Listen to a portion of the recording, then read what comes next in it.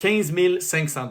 Ça, c'est le montant qui a été ajouté à la dette publique pour chaque homme, femme et enfant au Québec de 2020 à 2024. Ici, il faut dire que par rapport aux autres pays occidentaux, notre niveau d'endettement n'est pas nécessairement alarmant. Mais ici, une chose qu'on peut voir avec le dépôt du budget du Québec hier, c'est que le rythme auquel s'accélère notre endettement l'est peut-être. Cet endettement public-là, il va falloir le porter, payer les intérêts collectivement. Mais ce qu'il faut comprendre, c'est que c'est pas comme si cet argent-là disparaît. L'argent de la dette va payer les fournisseurs du gouvernement qui, après ça, se tournent de bord et la dépense un peu partout dans l'économie. Mais vous, mettons, est-ce que votre valeur nette a augmenté de 15 500 $ depuis 2020? Ou si vous êtes dans une famille, est-ce que ça a augmenté de ce montant-là pour chaque personne dans votre ménage? Statistiquement, probablement pas. Puis ça, c'est pas par hasard. À peu près un tiers de toute la valeur qui est rentrée dans l'économie depuis 2020 est allée à juste les 10% des plus riches chez nous. C'est pas le fun à dire, mais pendant que l'inflation réduisait notre pouvoir d'achat et qu'il y avait des files d'attente aux banques alimentaires, la richesse des milliardaires du pays a eu une croissance historique. Et une bonne partie de ça est venue de nouvel argent qui est rentré dans l'économie grâce à l'endettement additionnel des gouvernements. Alors, si on fait porter la dette également à tout le monde aujourd'hui, c'est l'équivalent d'appauvrir la majorité des gens pour financer les gains historiques des plus riches entre nous. Il ne faut pas oublier que couper les programmes sociaux dont certaines personnes dépendent, généralement surtout ceux qui ont un peu moins d'argent, ça équivaut à leur faire payer cette dette-là. Si vous voulez pousser l'idée plus loin, c'est le sujet de ma chronique de ce mois-ci dans 4,95 par Urbania. Il y a un lien dans ma bio.